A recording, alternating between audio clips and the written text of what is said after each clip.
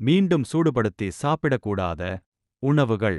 சிக்கனை சூடுபடுத்தும்போது இதன் புரதச்சத்து மேலும் அதிகரிக்கும். கீரை உணவுகளை மீண்டும் சூடுபடுத்திச் சாப்பிடுவதால் செரிமான பிரச்சனைகள் உண்டாகும். குடல் புற்றுநோய் ஏற்படுவதற்கான வாய்ப்பு அதிகரிக்கும். சமைத்த உருளைக்கிழங்கில் உள்ள பாக்டீரியாக்கள் அதிலேயே தங்கிவிட வாய்ப்பு உள்ளது.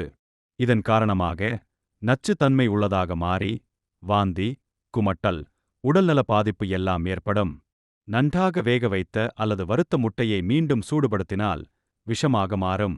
நாம் அதிகமாக எடுத்துக்கொள்ளும் ஓர் உணவுப் பொருள் அரிசி.